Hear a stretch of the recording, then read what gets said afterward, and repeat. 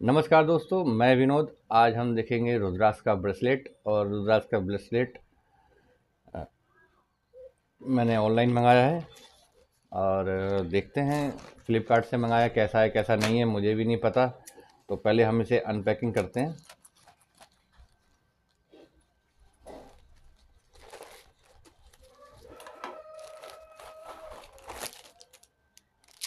ये है रुद्राक्ष का ब्रेसलेट, ठीक है। और इसको हम खोल के देख लेते हैं। आखिर जो चीज़ दिखने में कुछ पन्नी में कुछ और होती है और निकलने के बाद कुछ और होती है। ये ब्रेसलेट तो बहुत अच्छा है, लगभग जैसे मैंने सोचा था वैसे ही है। अब रुद्राक्ष का देखिए, रुद्राक्ष कोई भी पहन सकता है, बस मन में श्रद्धा होनी चाहिए। अगर आप मांस मछली खाते हैं तो उतार के धर दीजिए, या आप नॉनवेज खाते हैं तब इसको उतार के धर दीजिए, या कुछ ड्रिंक वगैरह करते हैं तब उतार के रख दीजिए। और नहीं तो अन्यथा हमेशा पहन के रखिए, कोई दिक्कत नहीं है। रुद्राक्ष जो भोलेनाथ को प्यार करते हैं उनके लिए रुद्राक्ष बहुत कीमती होता है। जिसके हाथ में हो रुद्राक्ष वो है हमेशा शिव के पास, वो है हमेशा भोलेनाथ के पास, ठीक है। तो याद रखना मेरी बात को, जिसके हाथ में है रुद्राक्ष वो है भोलेनाथ के पास, ठीक है। अब आज से मैं भी धारण कर लेता हूँ, देखते हैं कैसा लगता है। देखिए, अगर आप पुरुष हैं तो आप तो पहन सकते हैं क्योंकि ये बना ही पुरुषों के लिए है। और अगर आप महिला हैं तो अपने हस्बैंड को गिफ्ट कर सकती हैं। क्यों अपने हस्बैंड को गिफ्ट नहीं कर सकते? लोग बाग ताजमहल गिफ्ट करते हैं, ताजमहल कैसी डमी लेके आते हैं वो घर में करते हैं। लेकिन जो अपनी जेन्युइन चीज़ है, अपनी मतलब अपने धर्म में जो अलाउ है, वो चीज़ हम एक हस्बैंड वाइफ होके कभी दूसरे को नहीं देते हैं। तो इनलिए मैंने बताया, इसलिए बोला कि अगर बर्थडे पे आप कुछ और देने की सोच रहे हैं तो मत दीजिए। इस बार रुद्राक्ष का ब्रेसलेट देके देखिए, वो भी खुश, आप भी खुश। और पति पत्नी में चाहिए क्या? देखिए, मैंने तो वैसे ट्राई मारा था लेकिन ये बिल्कुल मेरे हाथ में सेट आ गया। बहुत अच्छा लग रहा है, बहुत शानदार। देखिए, है शानदार चीज़ कि नहीं? और देखो, ये हाथ थोड़ा सा मेरा जला हुआ है, उससे कोई बात नहीं। मेरे को मेरा एक्सीडेंट हो गया था पिछले साल, तो उसमें मेरा ये हाथ में जैसे चोट लग गई थी। देखिए, है लाजवाब, लग रहा है कि नहीं लग रहा? तो जिस भाई को भगवान शंकर जी का रुद्राक्ष अच्छा लगा वो लाइक जरूर करना। तो इसका पहला प्रसंग तो बता दिया, दूसरा प्रसंग और बता देता हूँ। दूसरा प्रसंग क्या है कि जैसे मान लीजिए अगर कोई महिला है और वो अगर ये धारण करना चाहती है तो वो भी धारण कर सकते हैं उल्टे हाथ में, लेफ्ट हैंड में। ये देखो, ये कोई महिला भी अपने पहन सकती है। ये मैंने अभी दिखाया आपको, ये दिखाई चुका हूँ आपको, ठीक है। अच्छा, मैंने हस्बैंड वाइफ के बारे में बता दिया, लेकिन सबसे पवित्र रिश्ता भाई बहनों के बारे में तो बताया नहीं। बहन भी अपने भाई को बांध सकती है रक्षाबंधन पे, राखी बांधने की से भी कम नहीं है, ब्रेसलेट है तो ये भी बांध सकते हैं। अब मैं आपको एक कहानी सुनाता हूँ। महाभारत काल में एक शिशुपाल नाम का व्यक्ति था जो बहुत ताकतवर था, और उसके साथ जरासंध था। ये दोनों ही बहुत बली थे। जरासंध को भी हम किनारे कर देते हैं, फिलहाल हमें शिशुपाल की ज़रूरत है तो हम बताते हैं। शिशुपाल महाभारत के अंदर बहुत बलशाली था। वो श्री कृष्ण की बुआ का लड़का था, और श्री कृष्ण ने अपनी बुआ से, जो शिशुपाल था वो श्री कृष्ण की बुआ का लड़का था, ये तो मैं आपको बता चुका हूँ। तो जब वो पैदा होता है तो वो विचित्र दिखता है। मतलब विचित्र दिखता है का इसका मतलब है कि उसकी एक आँख, तीन आँख वाला होता है, और दो बाहु होते हैं उसके, और मतलब चार हाथ और एक तीन आँखें। तो कुछ ब्राह्मण कहते हैं इसका, वो देख के, भाग्य देख के, कि जो भी जिसकी भी ये गोद में जाएगा और इसकी गोद में जाने के बाद इसके बाह और आँख लुप्त हो जाएंगे तो ये इसका वध वही आदमी करेगा। तो वो सब लोग समझ जाते हैं। तो भाई वो जो विचित्र बच्चा होता है वो सबकी बाहों में दिया जाता है और ये देखा जाता है कि किसकी गोद में जाके इसके।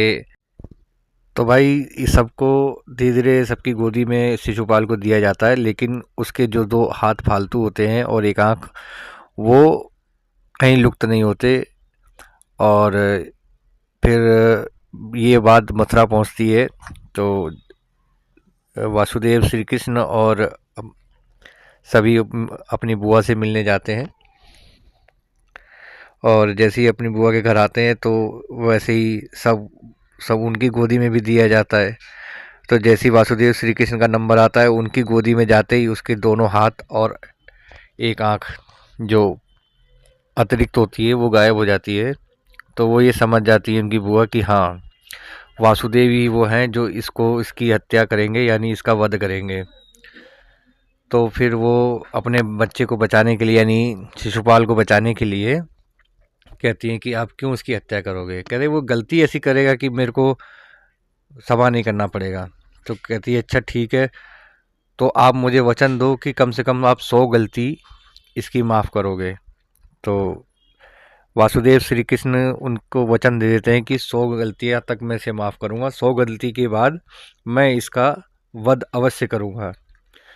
और ऐसे ही कुछ समय बीतता गया और युधिष्ठिर का जब खांडव वंश के अंदर राज्याभिषेक होने के बाद राजसूय यज्ञ चल रहा होता है। उस यज्ञ में निमंत्रण छेदी नरेश को भी दिया जाता है और मुख्य अतिथि बनाया जाता है वासुदेव को। मुख्य अतिथि वासुदेव को बनाया जाता है। इस बात पे बड़ा क्रोधित हो जाता है शिशुपाल और वो राज्यसभा के अंदर घुस के युधिष्ठिर के अपशब्द बोलता है और सबको बोलता है। और सबसे ज़्यादा वो भीष्म पितामह को नपुंसक बोल देता है और भी बहुत कुछ बोलता है। तो कहते हैं मैं तेरी जीभ काट दूंगा ये वो, लेकिन वासुदेव सबको चुप कराते हैं, बलराम को भी चुप कराते हैं, भाई सब चुप हो जाओ और इसकी मैं 100 गलतियां तक माफ़ करूंगा। वो भी अपनी गलतियां गिनता है, कहता है ये हुआ 98, ये हुआ 99 और ये हुआ 100, अब बोल क्या करेगा।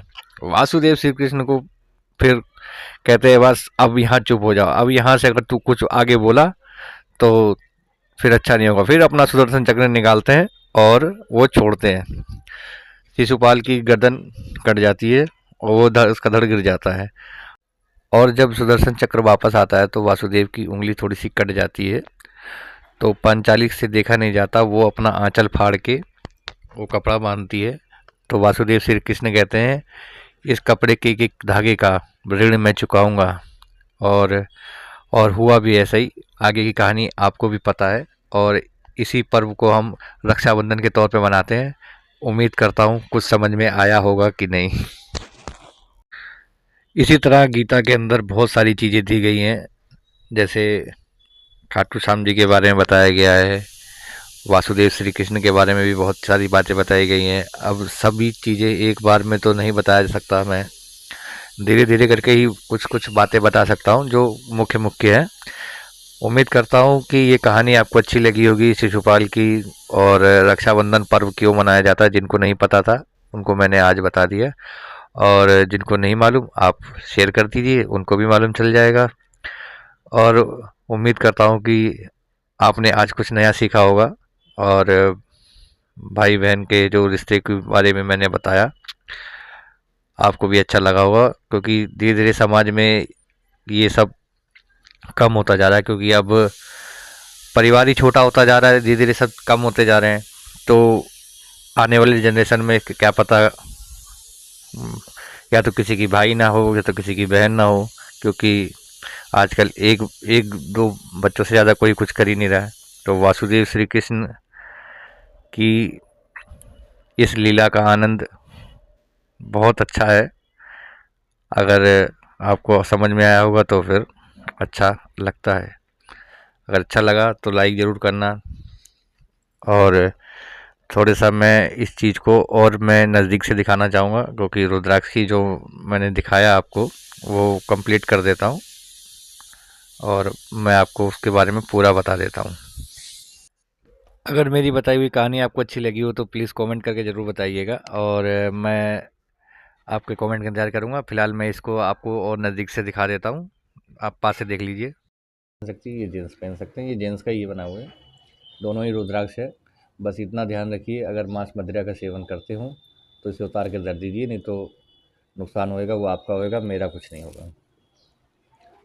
अगर कुछ अच्छा लगा हो तो लाइक करें, सब्सक्राइब करें, शेयर करें। वीडियो देखने के लिए थैंक यू।